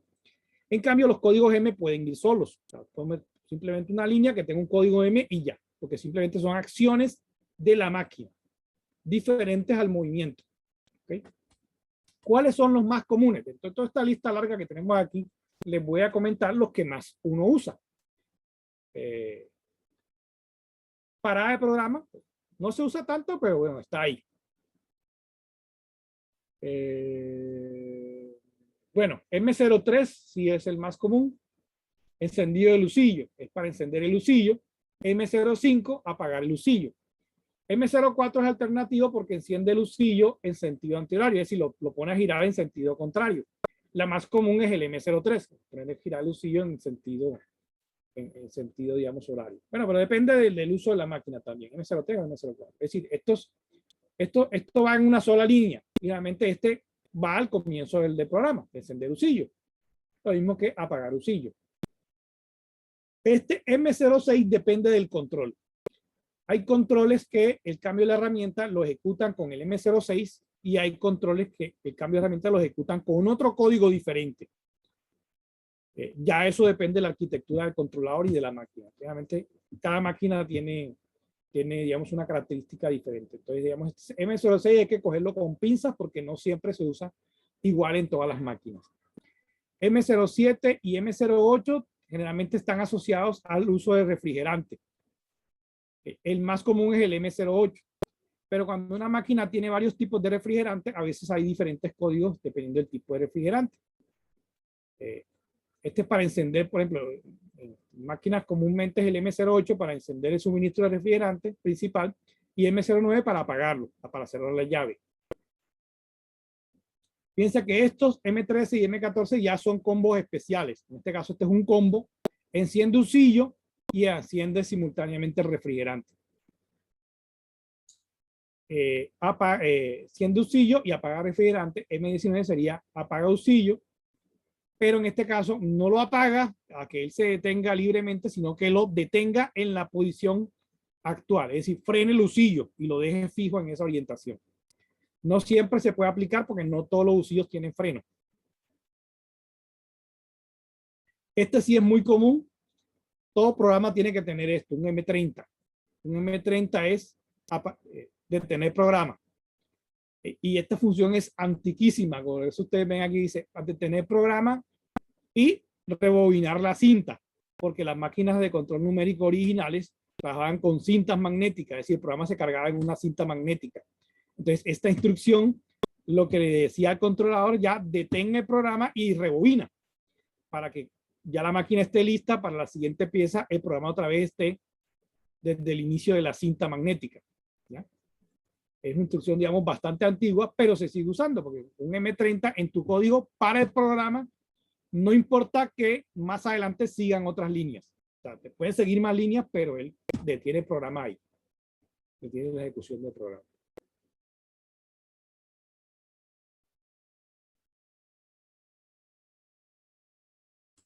Bueno, ya esto es un ejemplito de aplicación. Yo creo que este ejemplito, por ejemplo, este es un programa cortico, hace como una especie de deck, si lo ven ahí.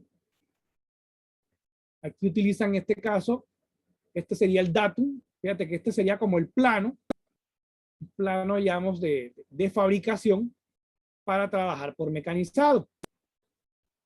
Los planos de fabricación son diferentes por ejemplo, otro tipo de planos, porque la idea del plano de fabricación es que le brinde suficiente información a la persona que va a fabricar. Por ejemplo, en caso de si la persona va a fabricar por mecanizado, debe facilitarle la vida para que él pueda hacer la programación más rápido. Entonces, por eso, por lo general, si la persona va a trabajar en absolutas, le define cuál es la posición del cero y le va definiendo las coordenadas absolutas con respecto a ese cero. Es decir, el acotado siempre va a ser con respecto a la referencia de cero para que la persona vaya sacando las coordenadas más fácilmente, ¿ya? Y no tengan que sacar la calculadora para ir restando coordenadas o sumando coordenadas para ir haciendo todas las operaciones. Obviamente esto es en el caso de que la persona vaya a hacer la operación o la programación manual. En el caso de esta pieza se puede hacer fácilmente porque es simplemente un movimiento, digamos, sencillo de la herramienta, ¿no? Fíjense, en este caso vamos a trabajar de forma aquí define la posición inicial que se va a trabajar, coordenadas 0, 0, este es mi origen. Voy a trabajar en coordenadas absolutas, esta es como la interpretación, coordenadas absolutas. Bueno, otra cosa que uno puede hacer es que en los programas uno puede colocar comentarios, como cualquier código. Tienes manera de colocar comentarios, o sea que tú puedes hacer tu programa, ponerle comentarios para que otra persona pueda entender lo que estás haciendo ahí. En este caso estoy haciendo programación absoluta, G00, 0, movimiento rápido. En este caso, si originalmente la pieza estaba en otra ubicación, me mueve hasta el punto A, sería el punto de referencia. En este caso, aquí me muevo desde el origen hasta el punto B. Es decir, la herramienta está en el aire, me muevo hasta el punto B. Estoy hasta el punto B. Luego desciendo 12 milímetros hasta que la herramienta ya entra en el material y ya empieza a cortar. Se supone que ya el usillo está girando, aunque no está la instrucción, pero debería estar antes de esta un M03 para que ya se encienda el usillo. F120. En este caso, la siguiente operación. Piensa que también cuando yo estoy haciendo movimientos en coordenadas, no tengo que colocar todos los ejes, X, Y. Si el movimiento es en un solo eje, solo es necesario colocar ese eje. En este caso, fíjense, como el movimiento solamente es en Y, solamente coloco el Y. Y75, no tengo que poner el X. Todo esto es para ahorrar escritura. ¿Ok? Así está diseñado el código, el lenguaje. El F120. Es el F120 permanece hasta que yo lo modifique. Aquí me muevo hacia arriba. 75 en Y. O sea, me muevo hasta 75. Estoy en coordenadas absolutas. Ahora me muevo en X hasta la coordenada 65, que es esta. Hasta que me voy hasta el punto D. Luego me voy en interpolación circular en sentido horario. Fíjense, sentido horario. Hasta la coordenada Y25, ahí está, Y25, con centro relativo a D, con centro en 0 y 0, o sea, en X es 0, y en Y menos 25. Fíjate que las coordenadas del centro son relativas. ¿Okay? No le pongo F porque sigo al mismo F. O sea, sigo el mismo avance. En este caso se va a mover aquí, línea circular, hasta que llego a E. Luego de E hasta B, para ya cerrar, digamos, la D, me desplazo, en este caso, hasta la coordenada X25. Saco la herramienta, Z2, me muevo otra vez G00. En este caso, fíjate que este movimiento Z2 es lo que yo les decía, distancia de seguridad. Saco la herramienta con un avance lento hasta que ya esté fuera de la pieza. Ya una vez esté fuera de la pieza, ya sí me puedo mover con movimiento rápido. Y en este caso, detengo, apago el lucillo, llevo la herramienta al origen, 00, y finalizo el programa. Esas son las instrucciones en este caso, de este que es un ejemplo sencillito, cortico, pero para entender todas las fases del proceso. No está completo, como les mencioné, por ejemplo, porque falta el M03, que es para encender el lucillo, pero que son generalmente cosas que uno pone al comienzo del programa, ¿no?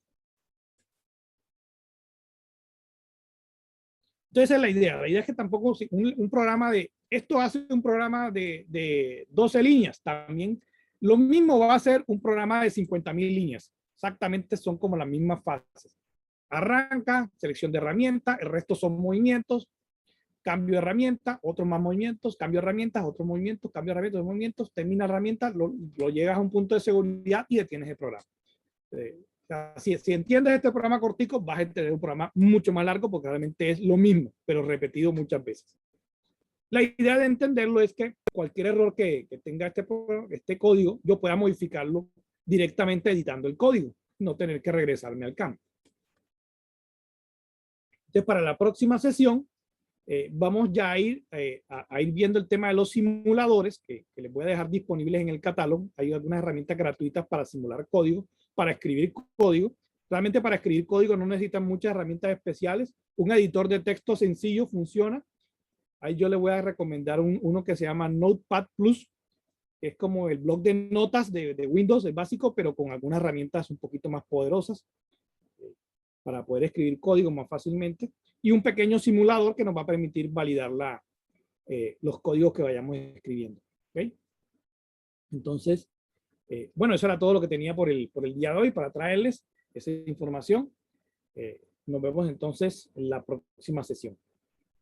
Que tengan un buen resto de día. Listo, profe, hasta luego. Hasta luego.